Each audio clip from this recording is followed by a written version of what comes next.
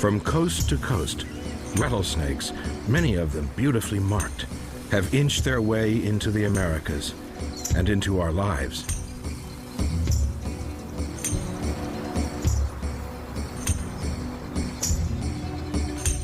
Rattlesnakes belong to the viper family. There are more than 30 species, and they live all the way from southern Canada right down through Mexico and beyond.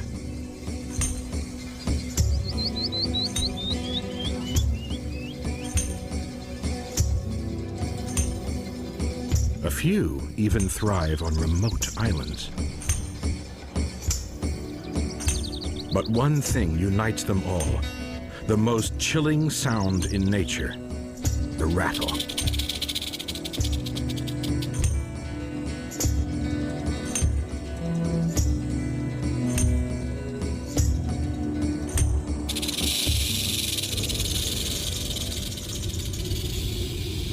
Fossils show that rattlesnakes evolved only 5 million years ago, not long after we did. They had to adapt to the vast open spaces of the Americas. Large animals could easily trample on them, and so rattlesnakes needed a clear warning. This is no false alarm. Venom can serve as a backup if need be.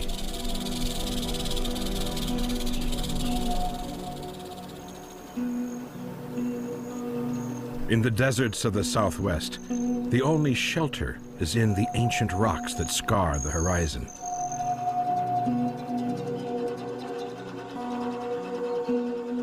The sun's rays beat hardest on south-facing slopes, warming the crevices beneath.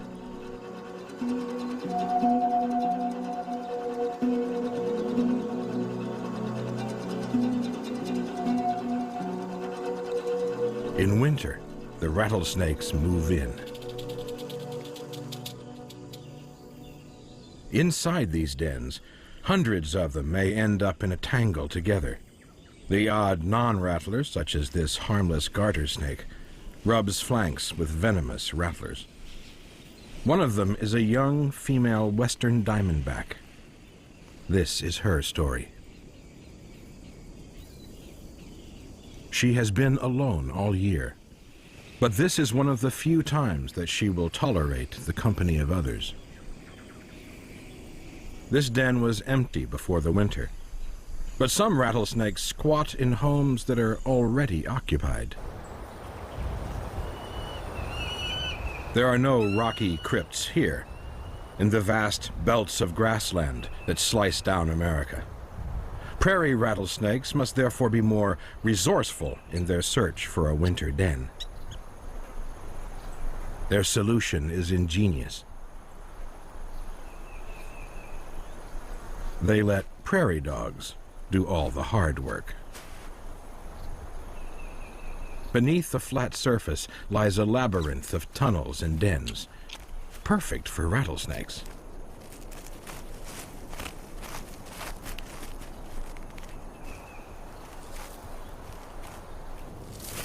Once in, the snakes who got there first are impossible to get rid of. By the time the snakes leave, the prairie dogs will no longer need the burrows as winter shelter.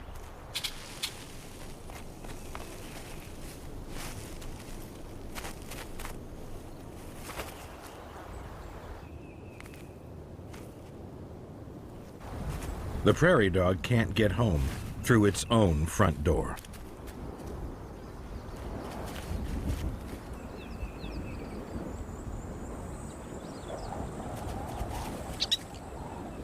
When they come above ground to feed, the prairie dogs have to keep a constant eye out for predators.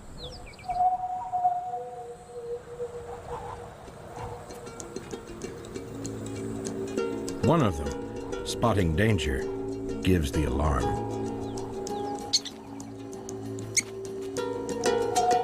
A great horned eagle owl.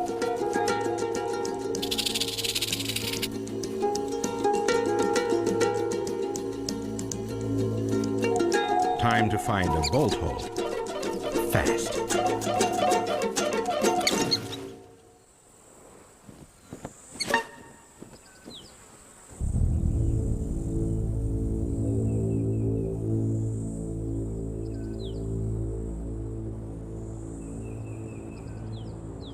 Another enterprising rattlesnake also gets its den built for it by fire.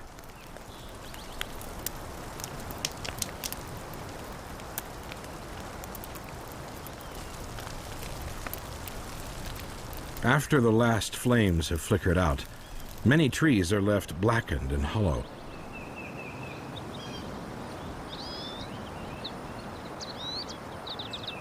Where roots once invaded the soil, stump holes now house the largest rattlesnake of all, the magnificent eastern diamondback. Such fires create new homes for the survivors and promote new growth for the forest. But they also exact a cost.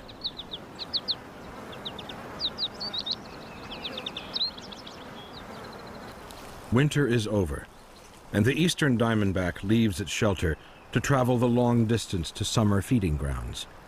Its elaborate markings help camouflage its 2-meter body.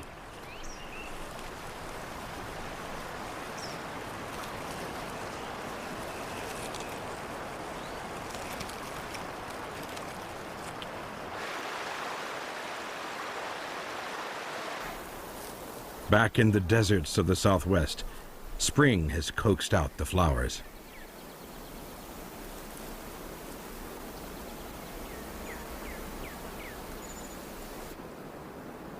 The warmth that seeps into the den gently rouses the rattlesnakes.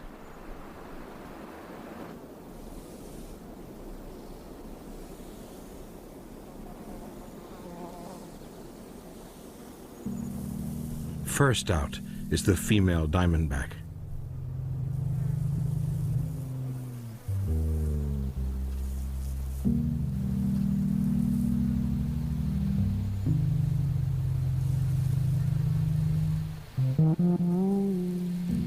Her last meal was 6 months ago, just before she went into hibernation. Her energy is ticking away fast. Food is now a priority.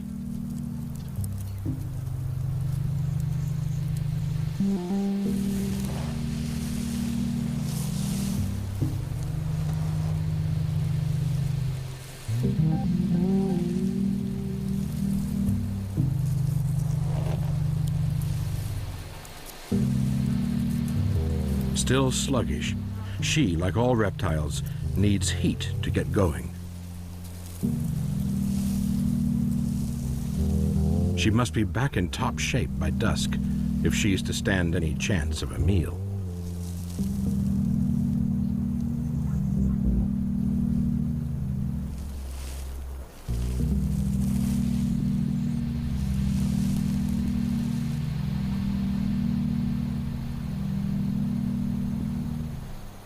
Back in the east, a rattlesnake already warmed up lives in the woody corridors between strips of wild cane.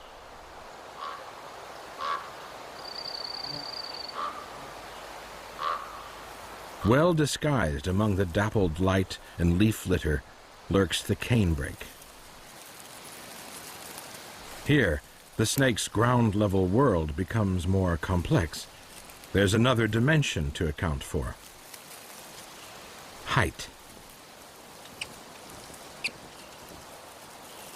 But leaves and shadows don't slither like that. The squirrel spots a suspicious ripple, and with a flick of the tail, tells the snake that it has been seen. The canebrake will just have to wait, motionless, for a less vigilant squirrel. Squirrels would be way too big for many snakes to handle. Here, up in the loose, steep rock slides of the mountains of Arizona, New Mexico, and Mexico, lives a rattlesnake that is barely a foot long. The tiny, ridge-nosed rattlesnake.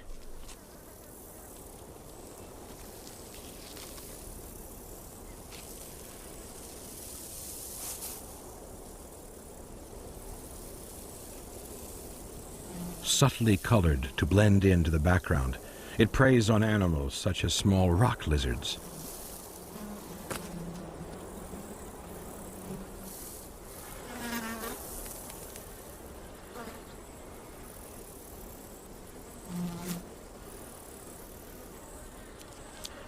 The ridge-nose's narrow, arrow-shaped head lets it squeeze after its prey through even the tightest gaps.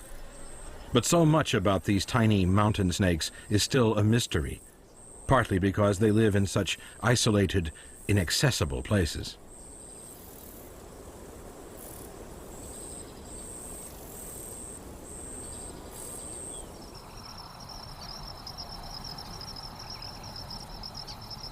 Back in the western desert, the diamondback needs a burst of solar power to recharge her batteries.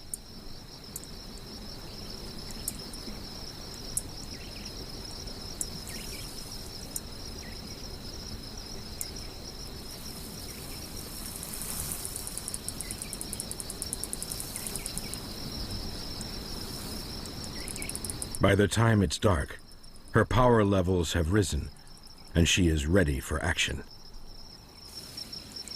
Ready for her first unsuspecting prey, which should be out and about at any moment now.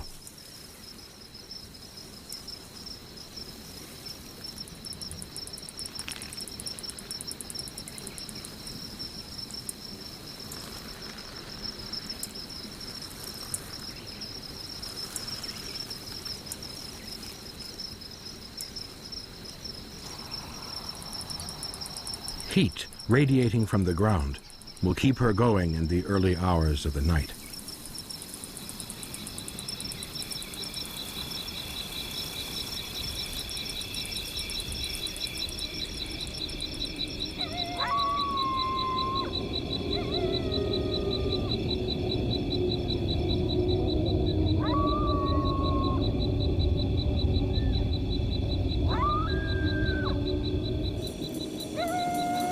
She wastes no time.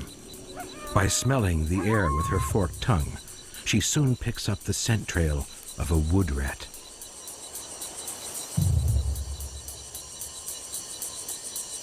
It signposts the way as clearly as a map, straight to the wood rat's nest.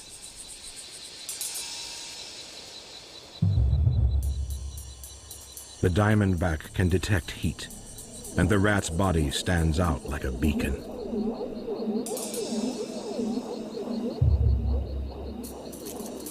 Two pits at the front of her head focus heat onto a grid of thousands of nerves. These, together with two more organs in her mouth, help build a perfect heat image.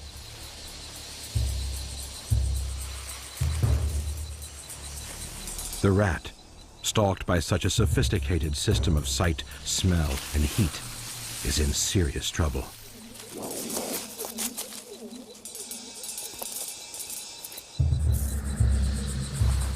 A spaghetti junction of old, stale animal tracks crisscrosses the ground. But by using her forked tongue to compare smells, the diamondback easily picks out the rat's fresh trail.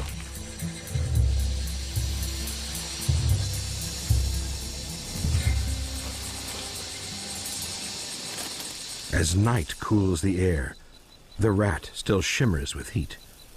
The snake can detect even the slightest change in temperature.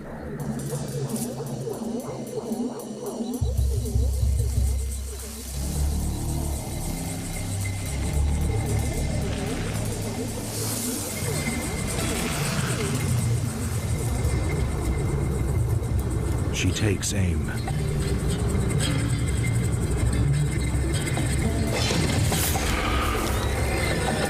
A single stab with her fangs, which are like hinged hypodermic needles, is all it takes.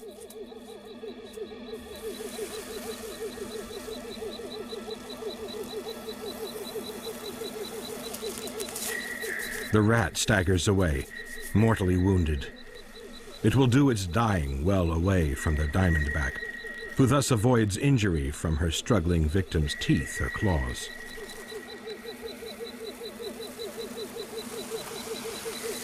Venom is an ingenious, long-distance chemical weapon.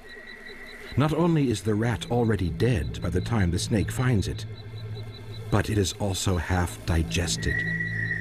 Venom, which is made from modified saliva, is a rich cocktail of proteins and enzymes that breaks down flesh.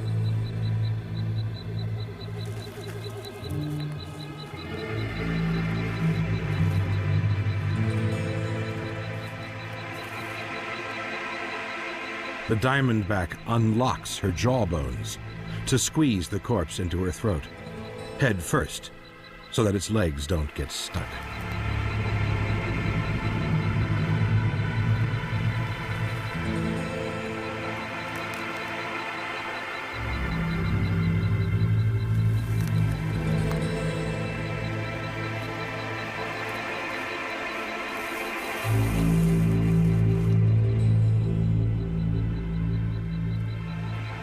Her fangs help fork it in. With her mouth so full, she can neither get away from danger nor bite in self-defense, and must, for a while, depend on her rattle's reputation alone.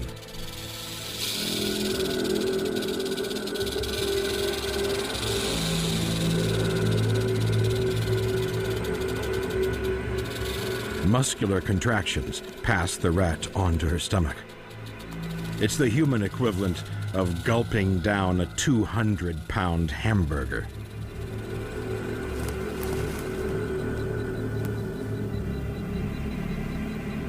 A special tube poking from the base of her mouth, the glottis, allows her to breathe in mid-swallow.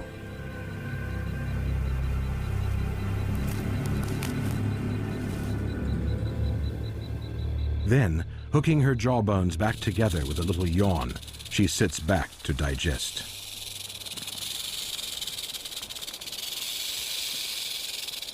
Not a whisker, not a drop of blood is wasted.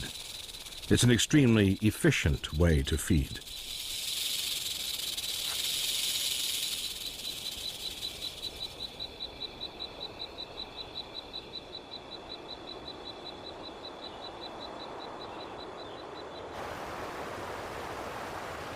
Back on the east coast, there's a barrier in the middle of the eastern diamondback's migration path.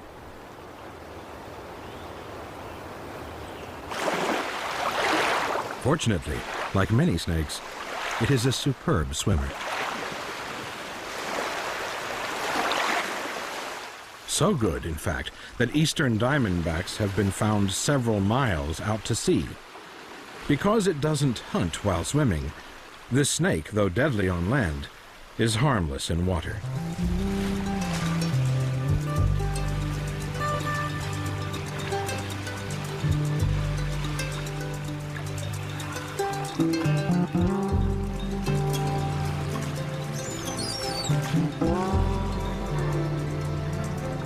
It pushes against the water in the same way as it does against the ground.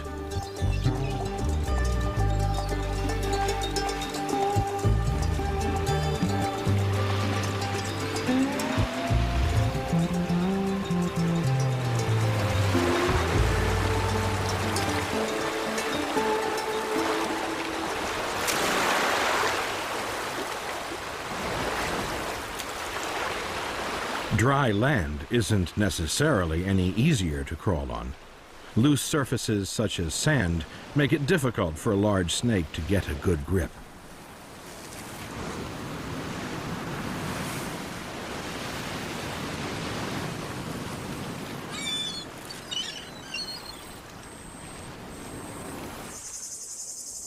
It's a locomotion problem also faced and solved by the sidewinder rattlesnake. In the deserts of the Southwest and Mexico, the sidewinder throws itself in liquid loops across the scorching sand.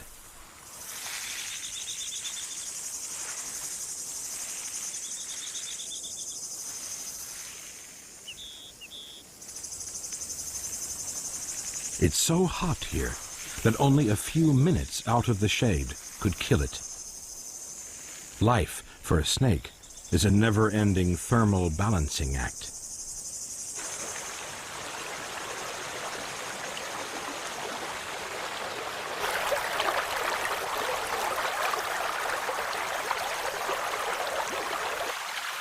Rattlesnakes get most of the water they need from their prey, but the chance to drink is always welcome.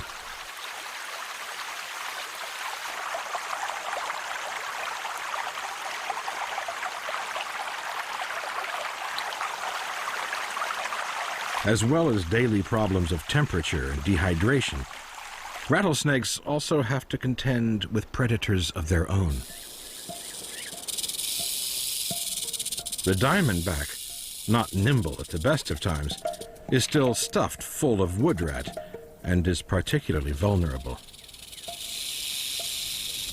And she's being eyed up by the fastest bird in the West, a roadrunner.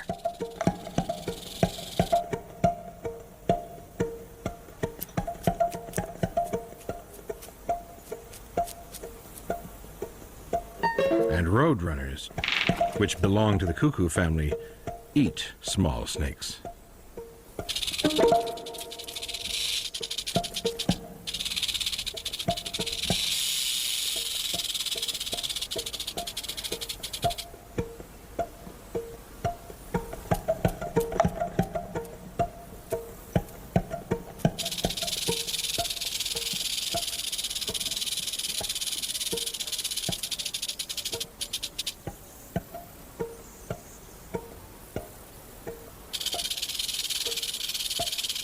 To kill, the roadrunner would have to deliver a powerful blow to the snake's head with its drill-like beak.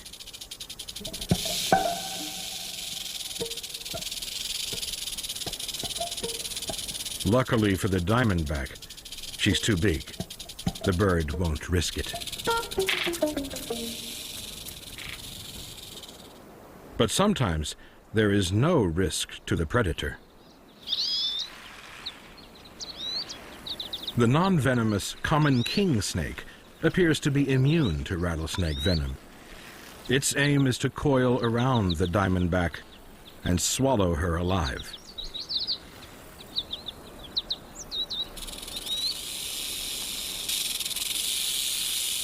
Twisting up to make herself look bigger, the diamondback, once she recognizes her attacker, drops the rattle.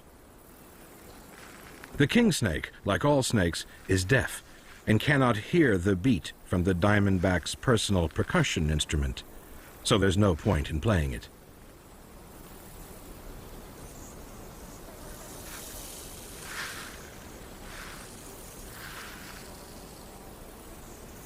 If the diamondback can avoid being grabbed by the head for long enough, the king snake may well tire.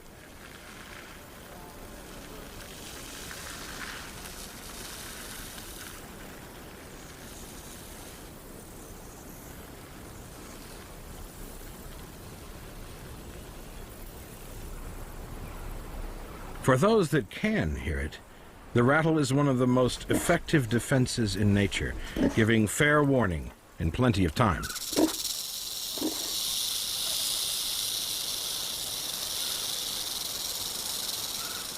If it is heeded, no one gets hurt, and the snake doesn't waste any venom. If it is ignored, by a peccary, for example, the snake will bite, though often without injecting venom, which it saves for its prey.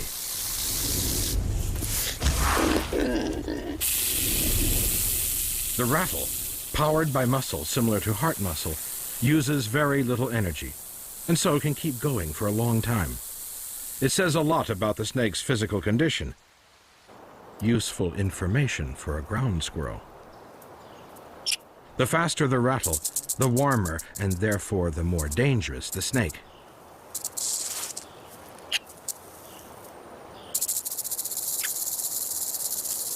Taking a calculated risk, the squirrel launches into an intimidating display.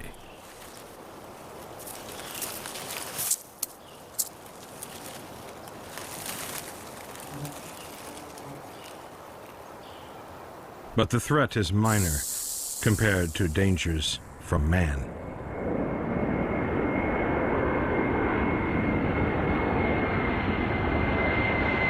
The city of Phoenix is surrounded by knuckles of high rock, home to isolated rattlesnake populations.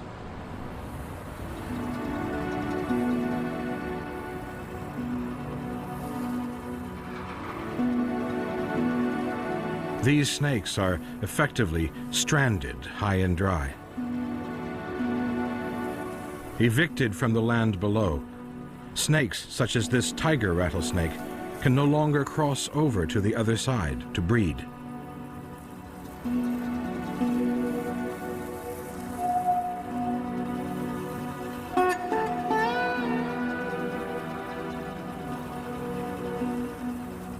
For now, these groups are hanging on, but just barely.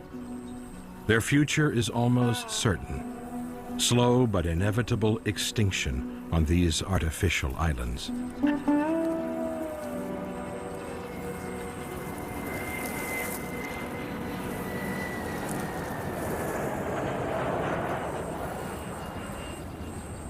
The snakes that evolved on natural islands, however, have no need to leave, for they occur nowhere else. Santa Catalina, in the Gulf of California, has a very unusual rattlesnake.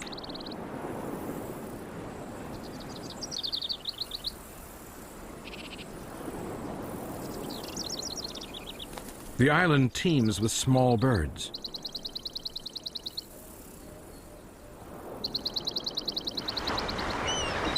At sunset, they fly back to roost together in the scrub trees. Just when the Santa Catalina rattlesnake is feeling lively.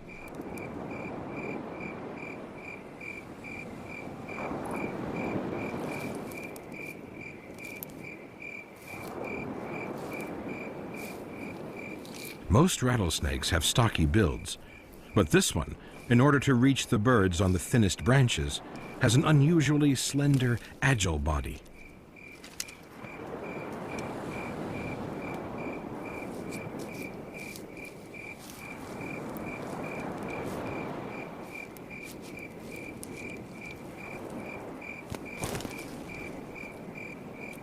Even more bizarre, this rattlesnake doesn't want to give a warning, so it's lost its rattle. Elsewhere, some other rattlesnakes are also evolving to lose their rattles.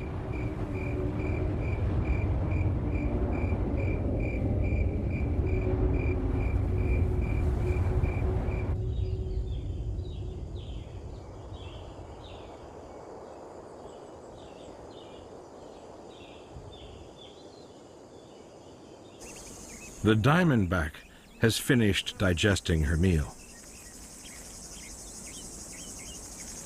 Her old skin is no longer big enough. It's time for a new one.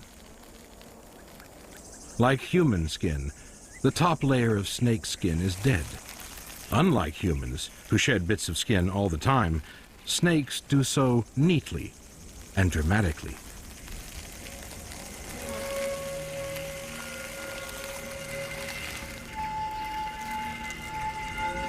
Rubbing against rough rocks helps loosen the old skin around the jaw.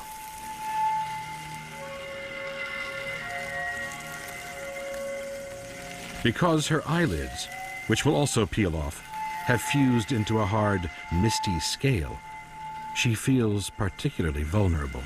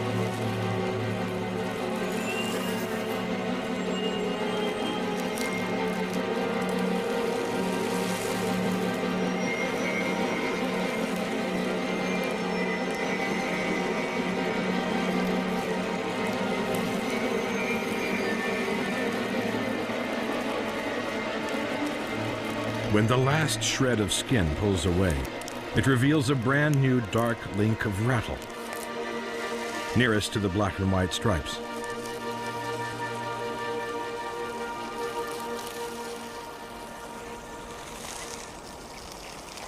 The rattle is made of keratin, the same stuff as hair, claws, and fingernails.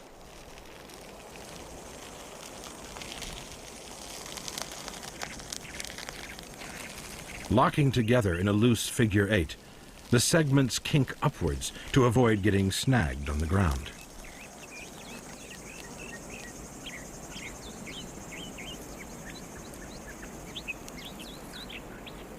The whole process of emerging, shiny and clean, from an old skin has turned the rattlesnake into a powerful spiritual symbol of new life and fertility.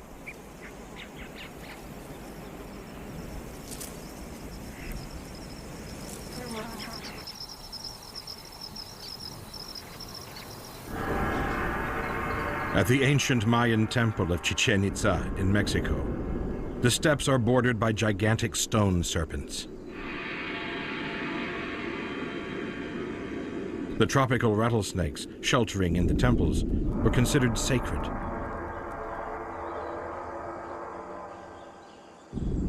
The snakes the ancient Mayans honored have been immortalized. Come on, can you say praise the Lord? If God anoints you to pick a thing up, if it bites you, the Bible don't say it won't bite you. If it bites you, you put it. Modern worship uses not symbols, but live snakes. A passage from the Bible urges, "And thou shalt take up serpents."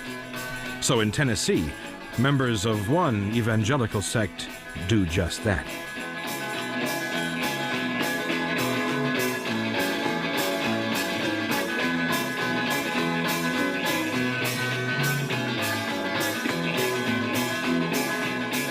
Elsewhere, rattlesnakes are slaughtered in their thousands.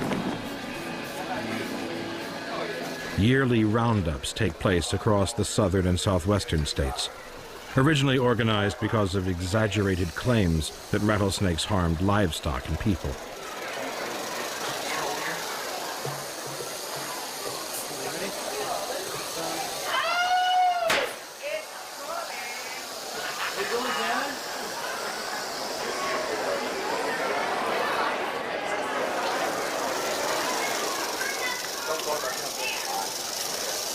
Today, the extravaganza is commercial.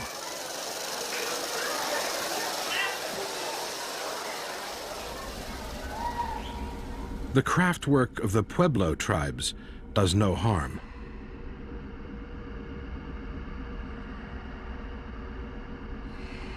Snakes, and rattlesnakes in particular, continue to be of great ritual importance to the Native Americans.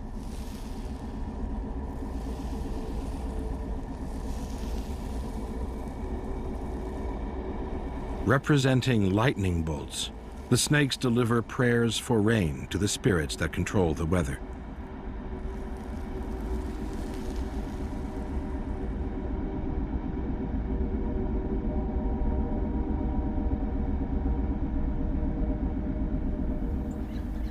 Paradoxically, female rattlesnakes, those symbols of birth, reproduce only once every 2 years.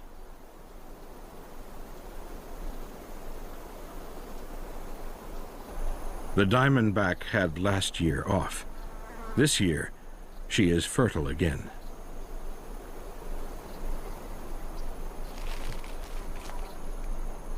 A male, following a trail of pheromones left by the female, seeks her out.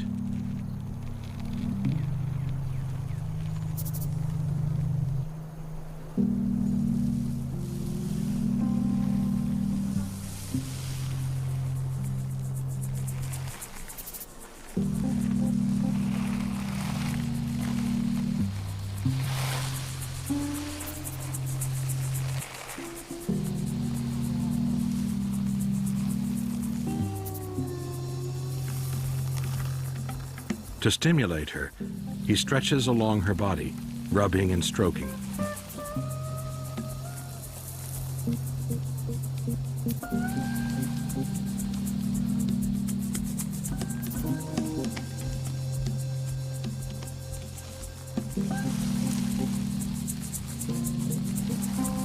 If she is receptive, the diamondback will allow him to mate.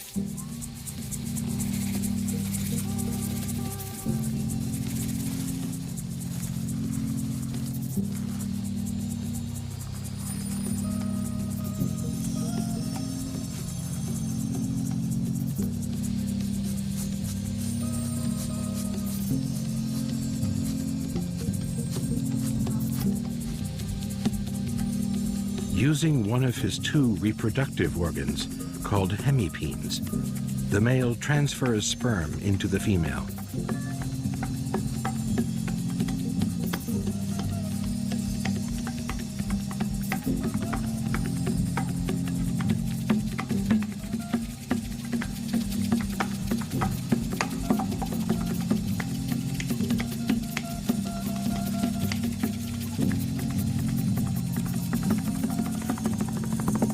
The pair may stay entwined for several hours. Because these encounters are rare, the diamondback can store the male's sperm until she needs it. It is his only contribution to the next generation.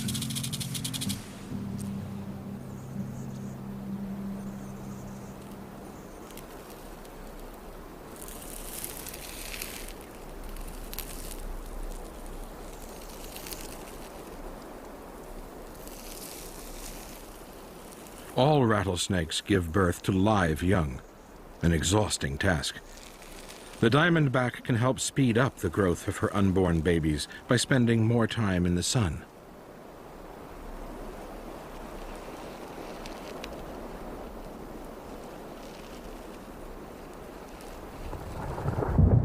Her young will be born at the end of the summer, with the first rains.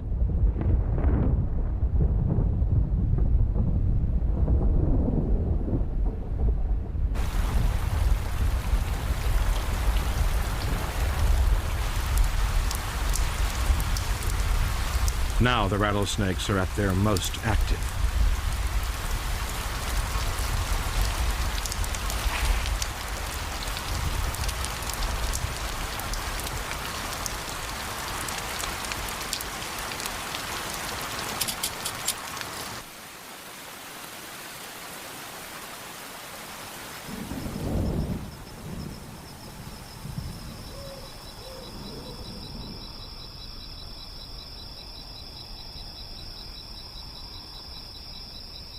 In preparation for the birth, the diamondback seeks out shelter. After a gestation of 90 days, the unborn babies are now fully formed and ready to face the world.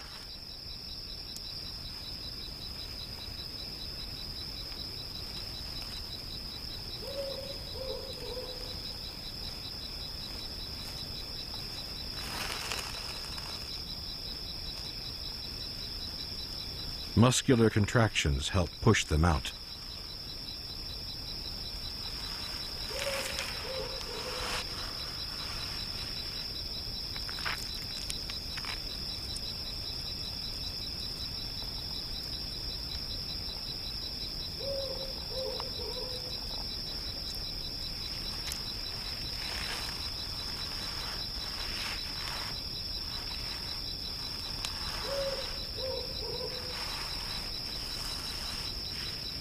The thin, protective birth sacs, now their only link with their mother, are so fragile that they tear moments after the babies emerge. The little diamondbacks are independent in a matter of minutes.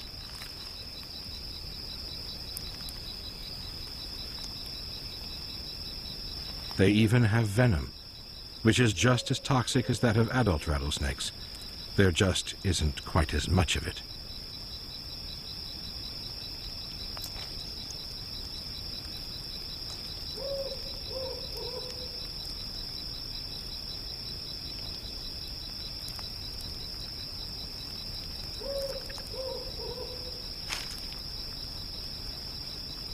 They are the spitting image of their mother, except, that is, for one little detail. Something is missing. Where there should be a rattle, there is, at the moment, just a little button.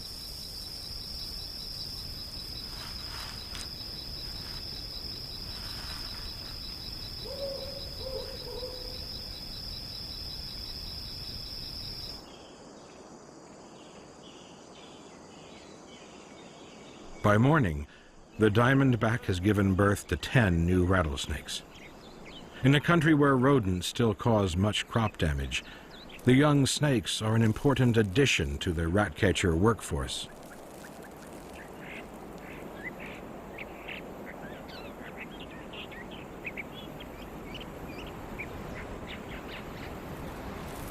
They shed their skin for the first time when they are only 5 to 10 days old, and will leave their mothers soon afterwards.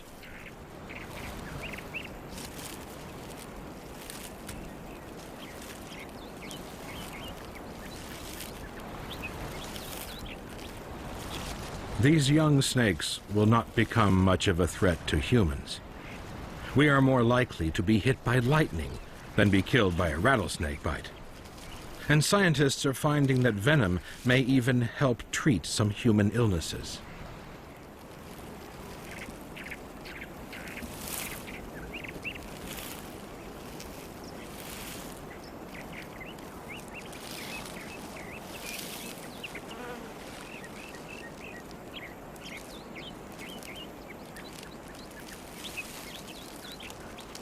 After the skin has come away, a horny sheath at the end of the tail is left behind and becomes the first segment of the young snake's rattle. Every time the snake sloughs, several times a year, a new bit of rattle hooks on. The youngster could live for 25 years. But many rattlesnakes won't last that long. The huge eastern diamondback, for example, has just had to travel 20 miles to get back from summer feeding grounds, because suitable areas closer to home have been destroyed by human development.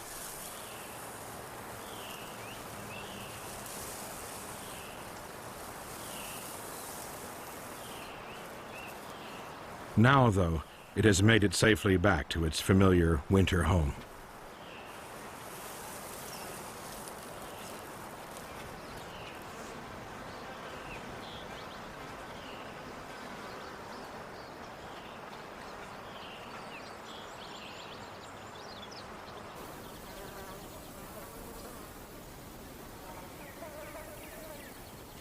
Winter is also coming to the desert, and the diamondback's year of hunting, mating, and breeding is drawing to a close.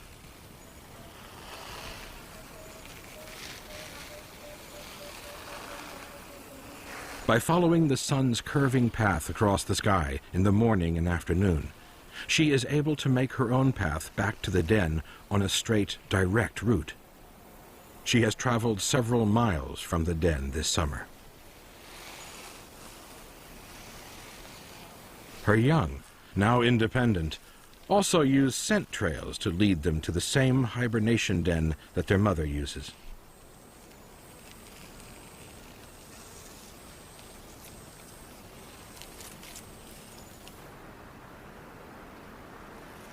She, however, may not make it back.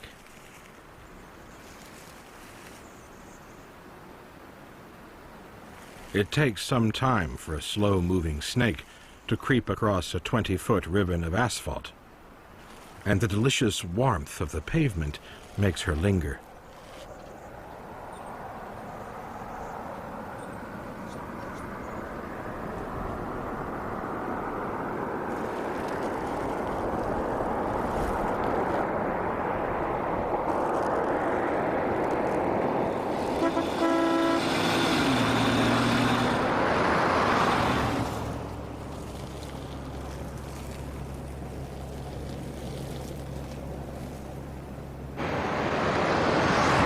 For hundreds of rattlesnakes each year, the middle of the road is the end of the road.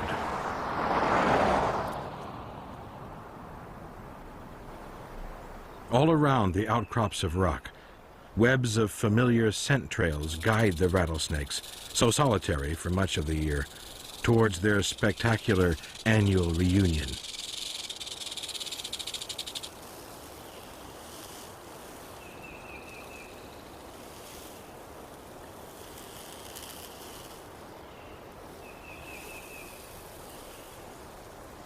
Outside the den, Early arrivals have time to catch the last of the year's sun.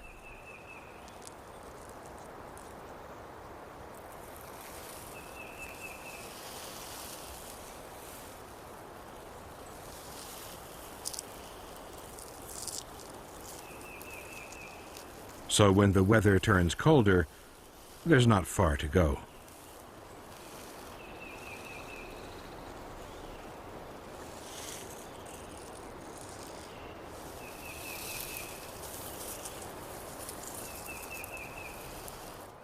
Having released them in the spring, the den now draws the same snakes back to its warm, sheltered core.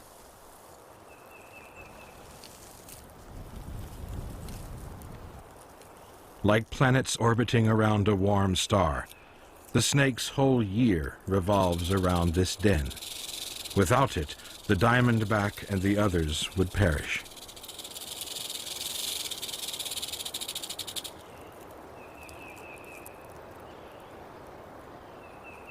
Inside the den, the mass of snake bodies acts like a layer of scaly insulation, retaining heat for the benefit of all.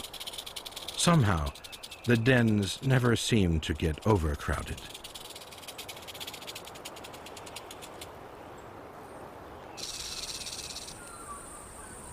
Favorite dens may have been in use for hundreds of years, passed on each year to the next generation of youngsters.